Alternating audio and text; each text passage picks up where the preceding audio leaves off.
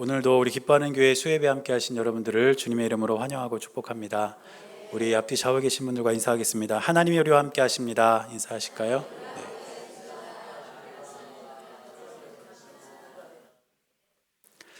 하나님께서 저와 여러분들의 삶 가운데 늘 함께 하시고 또 힘을 주시고 은혜를 주시는 줄로 믿습니다. 오늘 우리가 고린도전서 13장 말씀을 우리가 함께 읽었는데, 이 말씀은 아마 여러분들이 많이 읽고 또 듣고 또 어떤 분들은 이 말씀을 외우기까지 한 그런 말씀일 것입니다. 그런데 오늘 우리가 읽은 이 고린도전서의 지리적 배경이 되는 이 고린도라는 도시는 지중해 연안에 위치한 항구 도시였습니다. 그래서 이 항구 도시로서 이제 많은 도시들이 또 많은 나라들이 이 고린도에서 무역을 하고 또 많은 사람들이 오고 가는 도시가 이 고린도였는데, 당시에 고린도의 인구가 30만 명 정도 됐다고 합니다. 지금이야 뭐 30만이라고 해봐야 별로 그렇게 큰 도시가 아니겠지만 그 당시 약 2000년 전에 30만 명이라면 굉장히 큰 도시였습니다. 그러니까 아무래도 사람도 많이 모이고 또 무역이 행해지는 곳이고 상업적으로 이렇게 번성하다 보니까 고린도라는 이 도시는 성적으로 굉장히 문란하고 도덕적으로 타락하고 또 경제적으로 굉장히 번영한 그런 도시가 되었습니다. 그런데 문제가 뭐냐면 이러한 타락한 고린도의 일상이 고린도 교회에까지도 영향을 미쳤다는 것입니다. 그래서 사도 바울이 쓴 이 고린도 전서를 앞부분부터 이렇게 쭉 읽어보면 고린도 교회 안에 발생하고 있었던 수많은 문제들을 사도 바울이 열거하고 있습니다. 그런 내용들을 보면 이런 문제들이 있습니다. 그리스도인들이 세상 법정에 서로 소송하는 문제, 또 독신과 결혼에 대한 문제, 우상 제물을 먹는 문제, 제사 문제, 은사에 관련된 문제, 분파와 관련된 문제, 또 각종 교리와 신학에 관한 문제, 이런 여러 가지 문제들이 고린도 교회 안에 있었고, 바울은 이런 문제들을 하나씩 하나씩 거론하면서 고린도 교회에 있는 문제들을 해결하기를 원했습니다. 그래서 오늘 이 고린도 전서를 고린도 교회에 써 보낸 것입니다. 여러분 혹시 만능 열쇠라는 말 들어보셨나요? 지금은 우리가 다 디지털로 되어 있는 그런 키를 쓰지만 예전에는 건물 전체에 있는 방을 열 수 있는 그 만능 열쇠가 하나씩 있었습니다. 기억나세요 혹시? 제가 전에 있던 교회에도 방마다 다 이렇게 열쇠가 있는데 그 모든 방을 다 열 수 있는 만능 열쇠가 하나 있었어요. 그래서 그걸 가지면 어떤 방이든 다 이렇게 열 수 있도록 그렇게 되어 있었습니다. 그런데 오늘 사도 바울이 이 고린도 교회에 있는 수많은 문제들을 해결할 수 있는 만능 열쇠와 같은 그것을 제시하고 있습니다. 그것이 뭐냐면 바로 사랑입니다. 오늘 우리가 읽은 이 고린도전서 13장을 사람들은 뭐라고 부르냐면 사랑장이다 이렇게 부릅니다. 왜냐하면 사랑에 관한 내용이 쭉 기록이 되어 있기 때문에 사랑장이라고 부르는데, 이 고린도전서 13장은 사도 바울이 사랑이라는 주제를 가지고 따로 떼어서 13장을 기록한 것이 아닙니다. 이 고린도전서 13장은 고린도 교회에 있는 모든 문제들을 풀 수 있는 만능 열쇠가 사랑밖에 없다는 것을 강조하기 위해서 쓴 성경이 고린도전서 13장입니다. 그래서 한 가지 예를 들면 당시 고린도 교회 문제 중에 하나가 뭐냐면 은사에 대한 문제였습니다. 우리에게 주신 각종 은사가 있는데 그런 은사들을 사람의 기준으로 이렇게 나눠서 어떤 은사는 더 좋은 은사, 또 어떤 은사는 조금 저급한 은사, 이런 식으로 인간적인 기준으로 은사를 나누는 일들이 있었습니다. 그런데 사도 바울이 오늘 고린도전서 이 13장을 시작하기 전에 12장 31절에서 이렇게 기록하고 있습니다. 너희는 더욱 큰 은사를 사모하라. 내가 또한 가장 좋은 길을 너희에게 보이리라. 사람들이 여러 가지 은사를 거론하면서 큰 은사, 작은 은사를 나누고 어떤 은사는 좋고 어떤 은사는 나쁘다 이렇게 이야기하고 있었지만, 사도 바울이 이야기하는 것은 무엇이냐면 너희가 더욱더 큰 은사를 사모해야 한다 이렇게 이야기하면서 가장 좋은 길을 너희에게 보여주겠다, 그러면서 언급하는 것이 바로 사랑이었던 것입니다. 이처럼 사랑은 모든 문제 해결의 열쇠였고, 바울은 그렇기 때문에 고린도 교회에 이 사랑을 이야기하고 있는 것입니다. 그런데 이 사실이 우리에게도 중요한 이유가 뭐냐면, 사실 고린도 교회에서 있었던 여러 가지 문제들은 고린도 교회에서만 있었던 문제가 아니라 우리가 살아가는 일상에서, 그리고 우리가 함께 살아가고 있는 이 교회 안에서도 얼마든지 일어날 수 있는 문제들이고 지금도 종종 일어나는 문제들이라는 사실입니다. 그래서 오늘 사도 바울이 고린도 교회의 문제를 해결할 수 있는 유일한 만능 열쇠가 사랑이라고 이야기했다면 우리들도 역시 우리 교회에서 일어나는 여러 가지 문제들, 또 저와 여러분들의 삶 가운데 부지불식간에 일어나는 문제들을 해결할 수 있는 유일한 열쇠가 바로 사랑이라는 사실을 우리가 기억하고 오늘 고린도전서 13장을 통해서 그 모든 문제를 해결할 수 있는 사랑이 무엇인지 우리가 다시 한번 살펴보고 그 사랑을 실천하는 저와 여러분들의 삶이 될 수 있기를 주님의 이름으로 간절히 축원합니다. 오늘 우리가 읽은 본문의 1절부터 3절까지 말씀을 보면 반복되는 표현이 하나 나옵니다. 그 표현이 뭐냐면 사랑이 없으면, 이런 표현이에요. 사랑이 없으면. 그래서 1절 말씀 보니까 내가 사람의 방언과 천사의 말을 할지라도 사랑이 없으면 소리나는 구리와 울리는 꽹과리가 되고, 이렇게 기록하고 있습니다. 여러분 혹시 꽹과리가 뭔지 아십니까? 아시죠? 제가 6학년 때, 초등학교 6학년 때 농악부를 했었거든요. 저희 학교가 시골 학교라서 그런지 농악부가 있었어요. 그래서 농악부를 했었는데 그 농악부 중에서 제가 뭘 했냐면 꽹과리를 했어요. 꽹과리. 그래서 뭐 1채, 2채, 3채 이거 다 외워가지고 막 치고 그랬는데 이 꽹과리가 절대로 해서는 안 되는 게 있었습니다. 뭐냐면 혼자 연습을 하면 안 돼요. 왜냐하면 소리가 너무 시끄러워서.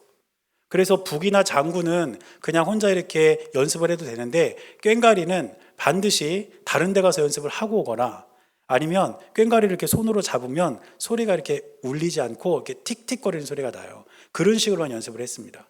그러니까 얼마나 꽹과리라는 그 악기 소리가 이렇게 막 쨍쨍거리고 듣기 싫었겠어요. 그런데 오늘 말씀 보니까 사람의 방언과 천사의 말, 당시 교회 안에서 큰 은사로 여기고 있었던 그러한 소리들이, 그러한 기도들이 사랑 없는 방언이 되고 사랑 없는 언어가 될 때에 그것이 꽹과리 같이 아주 들을 수 없는 소음과 같은 소리가 된다는 것입니다. 그러니까 사랑이 얼마나 중요하다는 것을 지금 바울이 이야기하는 것입니까? 또 이어지는 2절 말씀에도 내가 예언하는 능력이 있어 모든 비밀과 모든 지식을 알고 또 산을 옮길 만한 모든 믿음이 있을지라도 사랑이 없으면 내가 아무것도 아니요. 예언과 믿음은 그 당시에 교회 안에서 얼마나 큰 덕목이었겠습니까? 그런데 예언을 하고 큰 믿음을 가지고 있어도 그 안에 사랑이 없으면 자신에게 있어서 아무것도 아니라고 바울은 이야기합니다. 또 3절에서도 내가 내게 있는 모든 것으로 구제하고 또 내 몸을 불사르게 내어줄지라도 사랑이 없으면 내게 아무 유익이 없느니라. 구제하고 봉사하고 헌신하는 것이 얼마나 큰 덕목이고 아름다운 일입니까? 그런데 그것조차도 거기에 사랑이 담겨져 있지 않으면 그것은 아무 유익이 없는 행동이라는 것을 바울은 이야기합니다. 그래서 바울은 1절부터 3절까지 사랑이 없으면 이러한 말을 계속 반복하면서 사랑이 우리에게 얼마나 중요한지, 그리고 그 사랑이 없으면 우리에게 아무 의미가 없다는 것을 계속해서 이야기하고 있는 것을 볼 수가 있습니다. 따라서 우리는 우리의 삶 가운데 사랑 없는 삶은 하나님 앞에서 결코 바른 삶이 아니라는 것을 기억하고 사랑을 우리의 삶 가운데 늘 실천하며 살아갈 수 있는 저와 여러분들의 삶이 되어야 할 줄로 믿습니다. 인도의 비폭력 독립운동의 아버지인 간디라는 사람의 이름을 여러분들은 아마 들어보셨을 겁니다. 그런데 이 간디가 비폭력 독립운동을 이렇게 주도하면서 이제 인도라는 나라가 영국으로부터 독립을 하게 됩니다. 그래서 그동안 인도가 영국의 식민지여서 영국 사람들이 많이 이렇게 인도에 와서 살고 있었는데 이제 인도가 독립을 하니까 인도에 살던 영국 사람들이 이제 다 본토로 돌아가게 됐어요.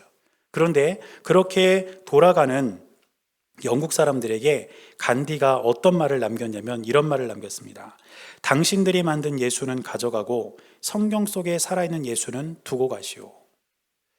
그동안 간디가 영국 사람들과 함께 인도에서 살면서 경험한 것이 뭐였겠습니까? 자칭 그리스도인이라고 이야기하고 있던 영국 사람들이 사랑의 실천이라는 것을 찾아볼 수가 없었다는 거예요.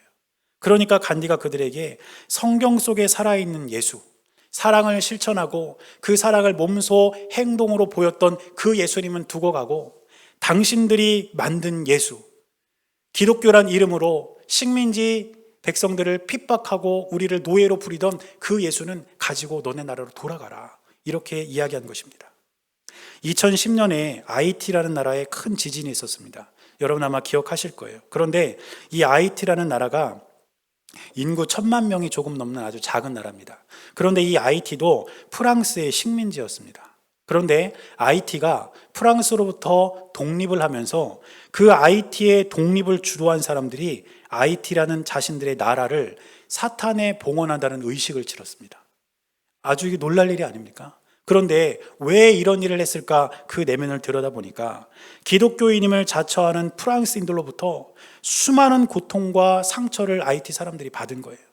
그러니까 우리나라가 프랑스로부터 독립하는 이 시점에서 프랑스인들이 믿던 예수를 우리는 믿지 않겠다. 프랑스인들이 믿던 그 기독교는 우리가 믿지 않겠다. 그러나 그 반대에 있던 오히려 사탄에게 우리가 이 나라를 봉헌하겠다. 이런 말을 서슴지 않고 IT의 독립을 선언했다는 것입니다. 이 두 이야기에서 우리가 깨달을 수 있는 것은 무엇일까요? 기독교인이라고 이야기하지만 사랑이 없는 그리스도인, 사랑이 없는 크리스천은 아무런 의미 없는, 그리고 세상 사람들에게 어떤 영향도 끼칠 수 없는 존재에 불과하다는 것입니다. 저는 저와 여러분들의 삶 가운데 사랑이 없는 삶이 아니라 사랑이 있는 삶을 실천할 수 있는 우리 모두의 삶이 될 수 있기를 바랍니다.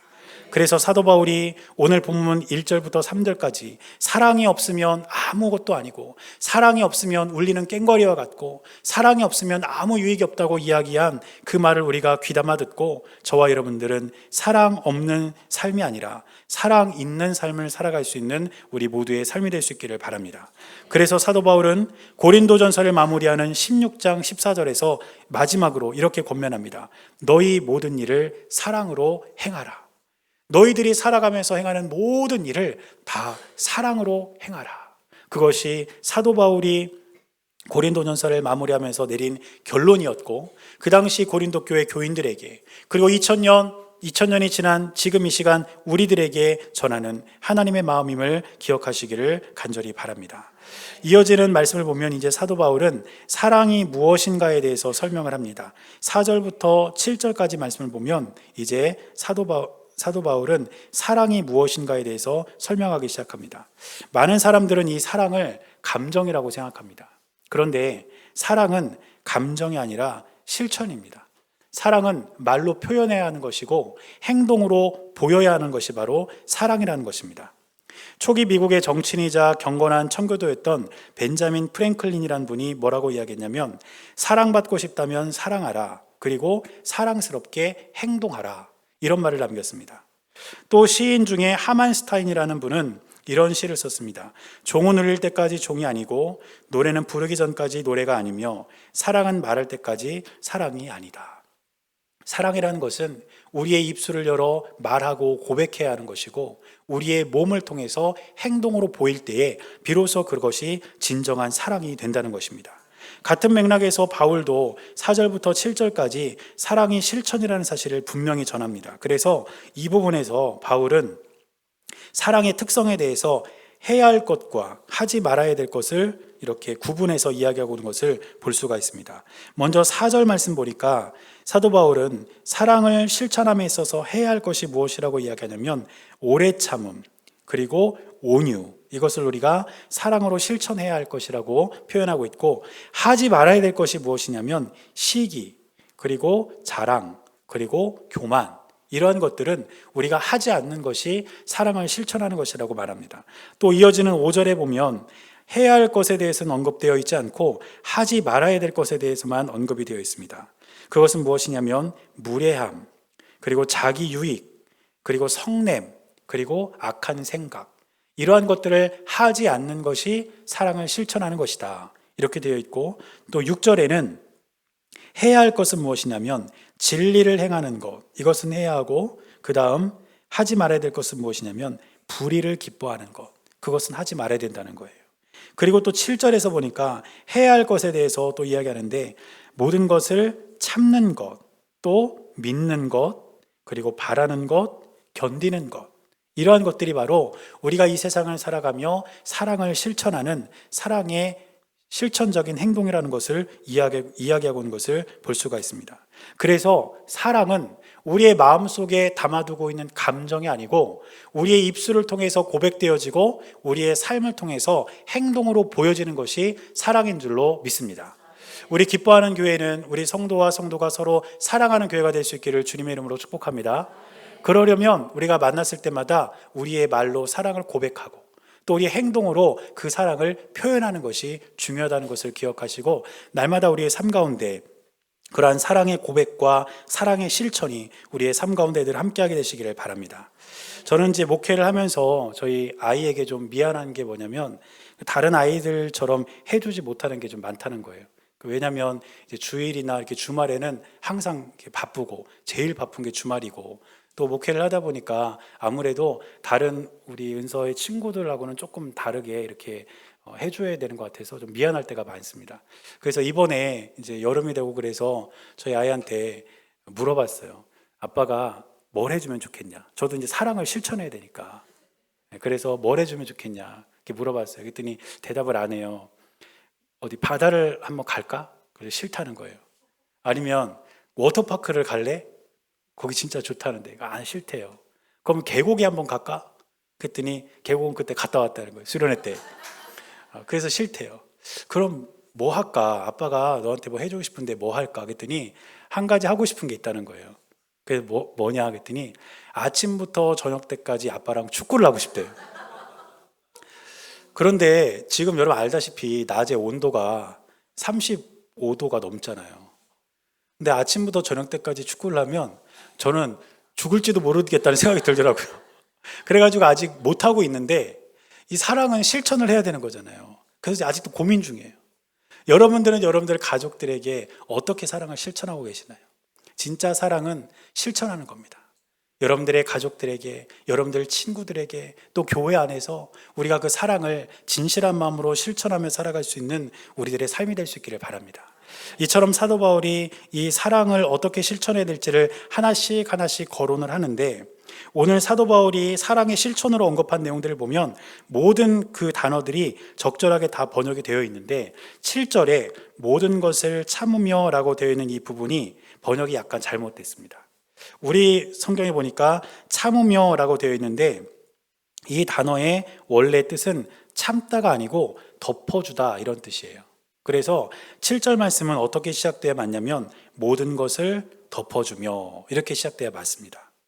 우리가 일상에서 사랑을 실천하는 것, 그 중에 하나는 남의 허물을 덮어주는 것이라는 것을 우리는 꼭 기억해야 합니다. 다른 사람들의 아픔과 상처, 그 사람의 허물을 우리가 입술을 열어서 더 많은 사람들에게 이야기하는 것이 아니라 조용히 덮어주고 감싸주는 것, 그것이 바로 사랑임을 기억할 수 있기를 바랍니다. 그래서 교회는 허물을 들추는 곳이 아니라 허물을 덮어주는 곳이 되어야 합니다.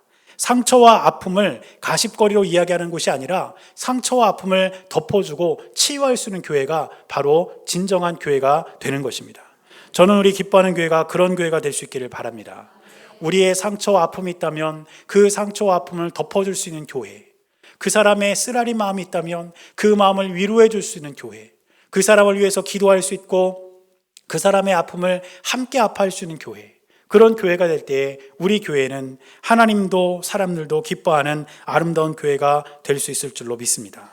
저는 가끔 병원에 갈 때마다 그런 생각을 합니다. 왜 병원의 상징이 십자 모양일까? 병원에 가면 다 이렇게 십자 모양이 병원에 표시로 되어 있잖아요. 왜 병원의 상징이 십자 모양일까? 왜 그런지는 저는 모릅니다. 그런데 병원에 표시되어 있는 십자 모양을 보고 또 지역에 있는 교회의 십자가를 볼 때마다 저는 항상 그런 생각을 합니다.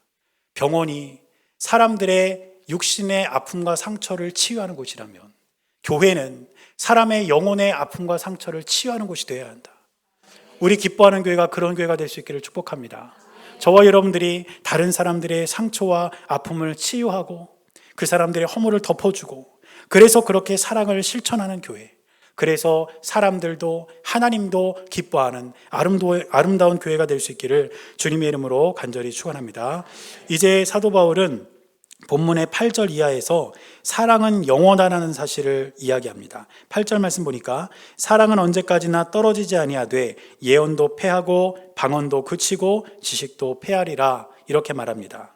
그 당시 교회에서 아주 좋은 은사라고 이야기했던 예언, 방언, 지식 이와 같은 것들이 다 패하여질 때가 온다는 것입니다. 그러나 사랑은 언제까지나 떨어지지 않는다. 이렇게 이야기합니다. 바로 이 사랑은 영원하다는 것을 의미하는 것입니다. 그런데 믿음과 소망 역시 영원한 가치입니다.